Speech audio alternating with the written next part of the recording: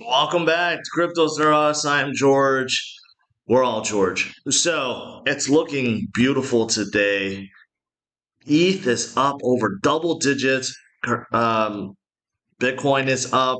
Even Cardano is up. Everything is up. But yeah, we have some good movement today. So let's talk about what's going to happen this coming week, what's happening right now, and the main topic is, of course, Michael Saylor and Charles Hoskinson.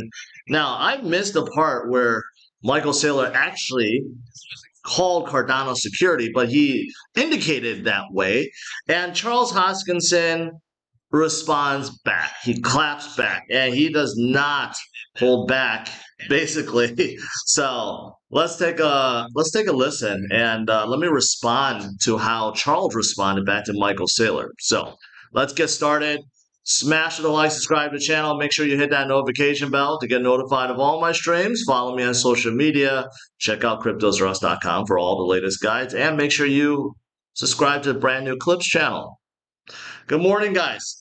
Welcome. Good morning, evening. It's not even morning, it's evening. So, but anyways, today is going to be a short one. I got a few things to talk about, but overall, man, things are moving in the right direction. You can see Bitcoin is back above 21, about 21.2.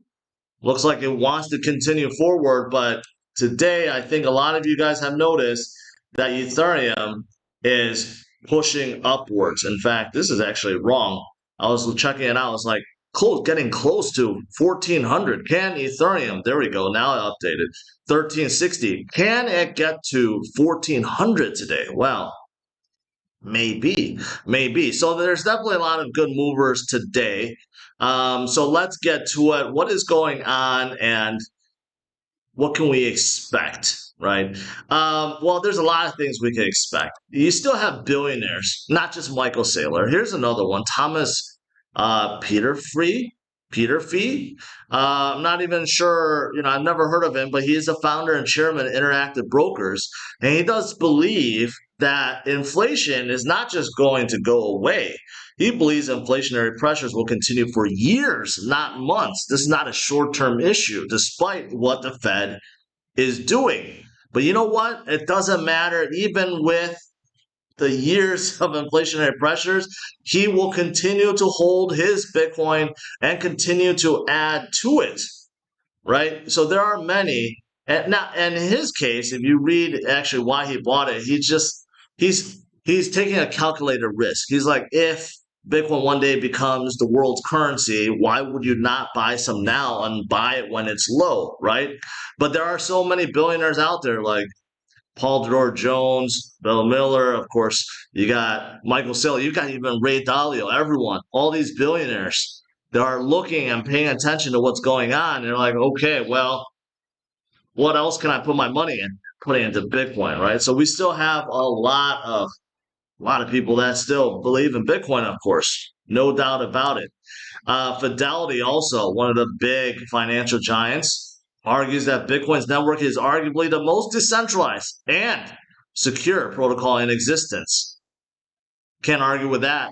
Can't argue with that right now, right? And Fidelity is all in on Bitcoin, offering custody service, trading service. They're trying to come out their ETF. They're into mining. They own mining companies. I mean, they're all over the place, right? They're really big believers, and because the network is growing, it makes sense that the Lightning Network is also growing. The Lightning Network capacity has all-time high of 4,300 Bitcoin, and the Lightning Network will continue to grow, and the Bitcoin network will continue to grow. And these, again, is why the fundamentals of Bitcoin is getting stronger. You could argue the strongest it's ever been.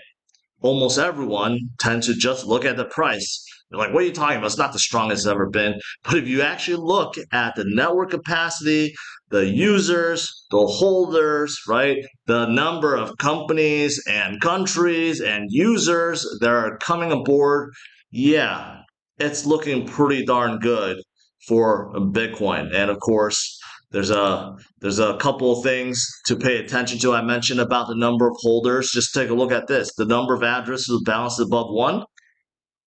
It's running. It's not just slowly going up. It's like running high. It's going parabolic right now, right? So the number of holders growing by leaps and bounds right now. Leaps and bounds. And of course, a lot of you guys are trying to time bottom. Hopefully you watched my video from last night. I recorded right before dinner about talking about chasing bottoms, chasing that absolute bottom point before buying back in, right? And many people feel like they know where the bottom is exactly. Okay. But I've warned about how almost everyone that tries to do that gets it wrong. But if you were trying to time bottom, you would use metrics or indicators like this that indicate where some of the previous bottoms were. And you will see that if you're using that, well, right now indicates a bottom, although people still don't believe it, right? So timing bottom, chasing bottom is just, it's an impossible task. The way to win at crypto or any kind of investments is really to just DCA. Buy the dip, buy over time, buy when others are fearful, hodl, and wait for the gains to come to you. It's really that simple. But if you're trying to chase bottom, a lot of times you get hurt, you miss out, then you have to FOMO in later when you could have just bought low, right? So there's that. All right. So I want to start out with those things. So obviously Bitcoin is still moving in the right direction. As for Ethereum, why is Ethereum going up? Well, I've been talking a lot about Ethereum. There's a lot of thought about Ethereum being a security recently, right? From Gary Gensler and from Michael Saylor, everyone seems to want to, knock down Ethereum. And I said, you know what? Ethereum is growing by leaps and bounds too. If you look at the number of stakers in ETH 2.0 Beacon chain going up, the number of ETH stake going up, right? The number of DeFi projects, which are all growing right now, especially with the collapse of CeFi. Most of them are on Ethereum. Most NFTs are on Ethereum, right? And they're getting ready for their Beacon chain, which is coming officially now September. I believe it's September 19th, right? So you definitely don't want to give up on Ethereum. And let's not forget the SEC already deemed Ethereum a commodity. So are they going to turn around and now say, no, we made a mistake and we're going to deem it as security? It just seems like they're not going to do that at this point in time. Unless they want to do it just to get back at Ripple, because Ripple seems to have the upper hand right now with this lawsuit. Okay. And Ripple disclosed they have spent $100 million or close to $100 million on legal expenses. This is how costly it is to go up against the SEC or against any government agency. So there's not the small guys, of course, they cave. They don't have the money for this. But someone like Ripple, they do have the money, and they're going to fight it. And Brad Garlinghouse is arguing that it's not just for Ripple. This is for the entire crypto community. And I agree with that because I do want to see Ripple win and SEC, not overstepping going forward. But this is very, very expensive. And like I said, will the SEC declare Ethereum a security? Just get it back at Ripple?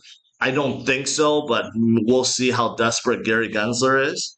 But right now, Ripple has the upper hand because they have won the case to get the testimonials and any data that the SEC had before in declaring Ethereum a commodity and not a security. And of course, Ripple can utilize that to make their own arguments, right? But the SEC did not want to hand that over. Even though they lost the court case, they deemed it as client privilege, attorney-client privilege.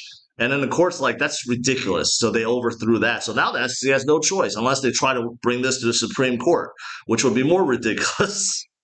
But, just want to talk about that. All right. Then last few things. There is a class action lawsuit that claims that Celsius ran themselves like a literal Ponzi scheme, which they kind of did because when they didn't have enough ETH, they were enticing people to deposit ETH, right, to pay out the rewards for the existing holders.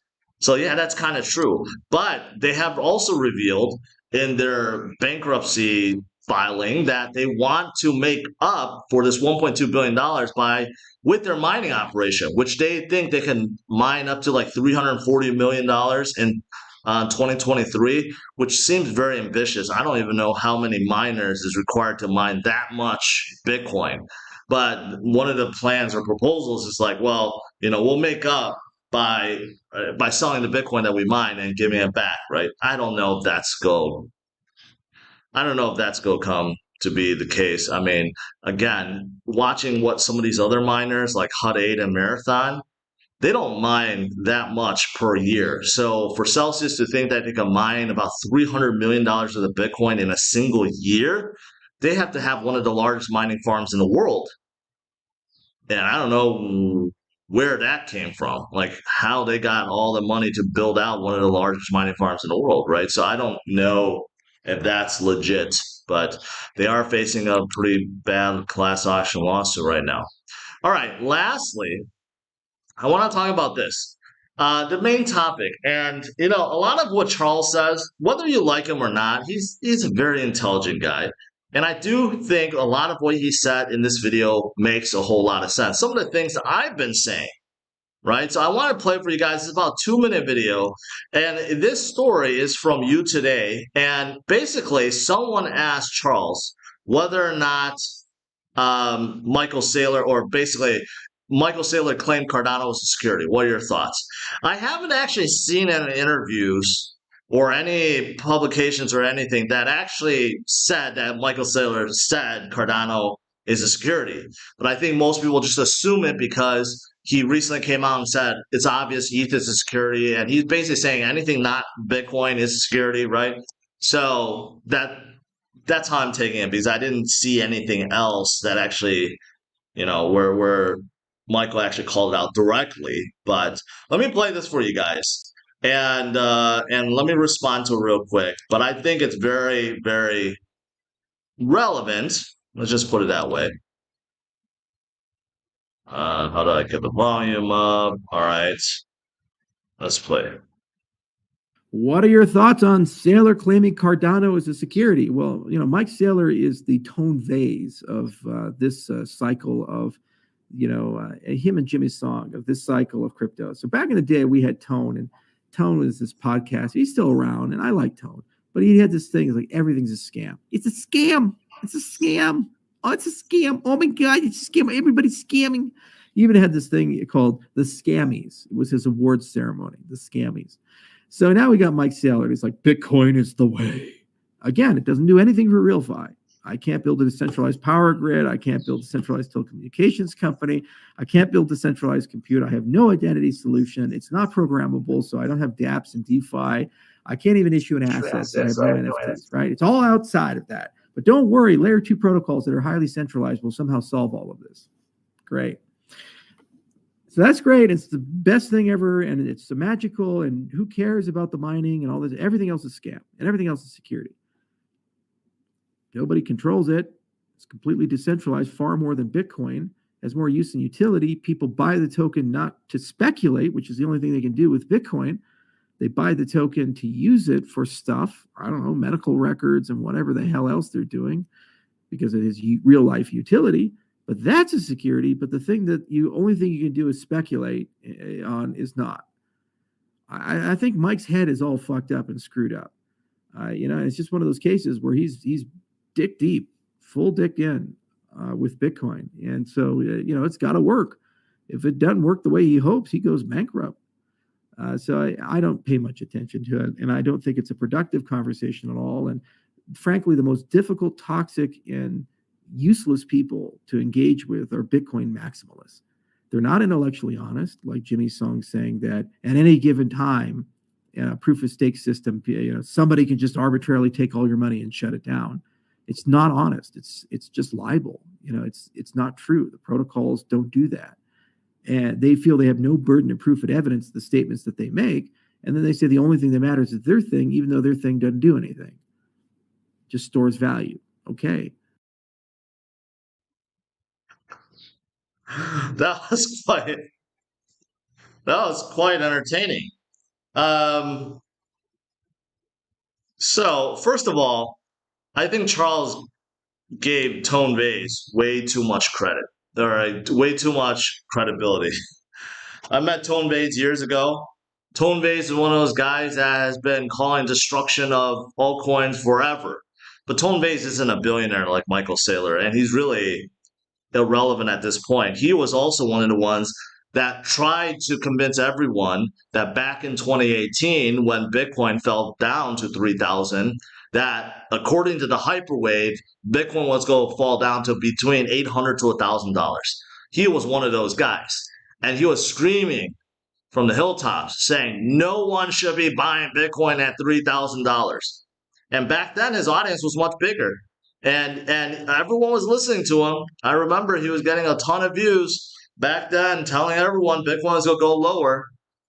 The hyperwave, right? Remember, some of you guys remember that. And guess what? Bitcoin didn't go lower, started coming up, and he was still shouting from the rooftop until Bitcoin passed 10,000. That's when he finally came to and said, maybe the hyperwave isn't going to come. Maybe Bitcoin isn't going to go back down to $1,000.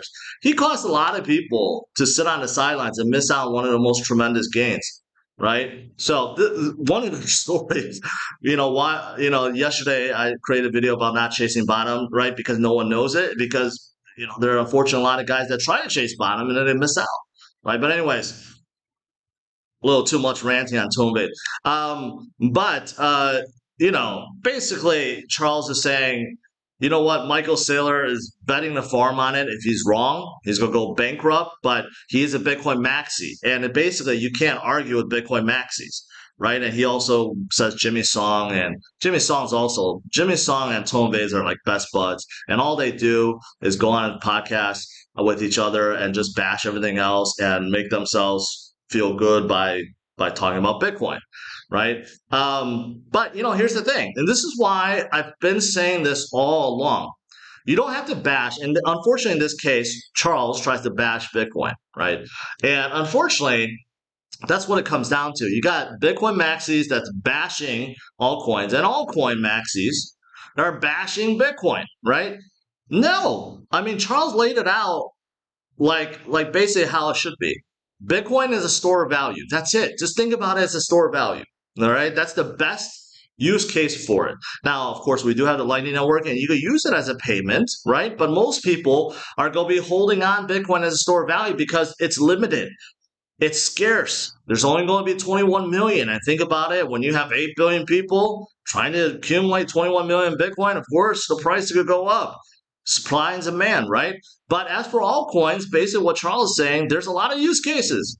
Whether you like those use cases or not, you could create assets for like NFTs, and NFTs could develop into something brand new that we can't even think about right now, right? But you could also use it for other things like medical records. Yes, you could use it for tickets, concert tickets. Yes, you could use it for movie tickets. You could use it for so many things out there, right? It's very early. So the two are really different. You have technology, basically. You have altcoins that are trying to become like the next Google. You have decentralized cloud. You have decentralized storage, decentralized search. These are things all possible with altcoins, right? So you have altcoins that are trying to become the next Google and Microsoft and Apples of the world.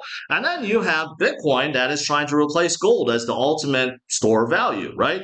The two does not compete with each other, yet in the community, you still have Bitcoin maxis and altcoin maxis attacking each other, and it makes no sense. It really depends on what you want. If you just want to store value, go with Bitcoin, right? But if you want to invest in the future and maybe gain on sats, and maybe you want to gain on Bitcoin because ultimately you want to get as much Bitcoin as you can, right? And maybe then that's why you want it to be diversified. It's really that simple. And I don't get why there's so much infighting over it, but that's what Charles feels like, right? So there is definitely a lot of fighting going on. And hopefully these two guys can hash it out. I would love to see an interview between Charles and Michael, right? I feel like everyone that has interviewed Michael, they kind of back down to him because Michael is very intelligent, obviously. He throws out a lot of analogies and hyperboles and just goes on and on and on.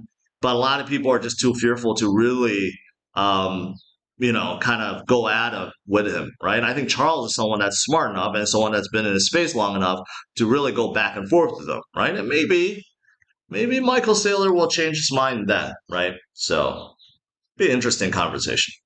Um, I think that's pretty much it, guys. That's pretty much it. I do have to take off real quick, so I could do a quick Q&A, and then I'll let you guys go.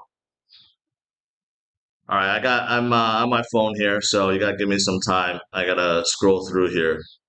Um,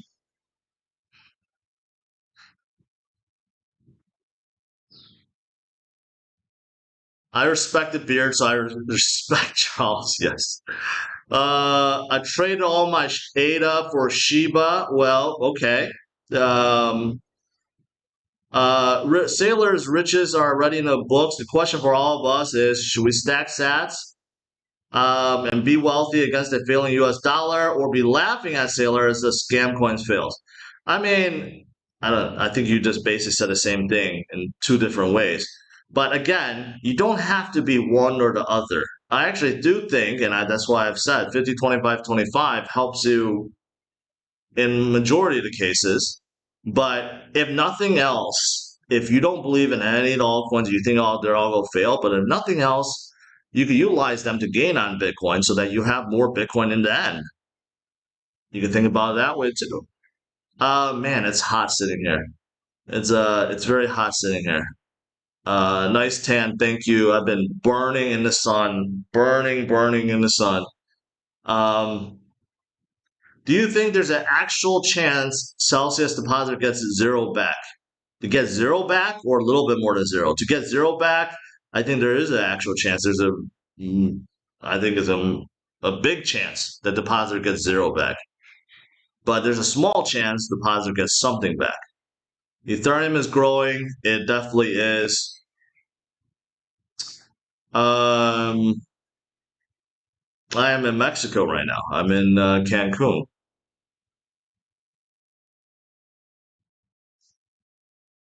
I like Sailor, but they have a discussion. He's a moderator. Dude rambles hard. That is true. Because whenever Michael does an interview against someone that has something against him or something against what he said, he will just continue and ramble for like 30 minutes straight. Basically not let the other person have a chance to talk. Yeah, that's true. Lazaro, thank you, man. Appreciate that. Someone else gave me a bigger super chat before. Core Kelman. I like VeChain and feel like I should be loading up at incredible prices. Am I delusional? No, you are not.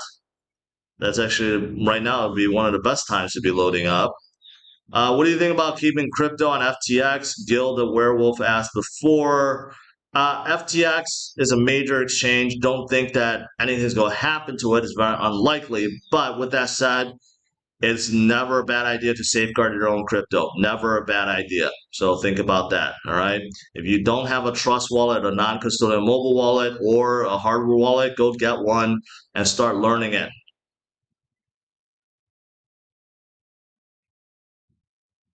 When E2 unlock, will there be a big sell off? Who knows? I mean, people that are still putting it in, obviously, they're going to be ETH holders or stakers for life, despite knowing that they can't withdraw. So I think there's a lot of people that will continue to stake. All right.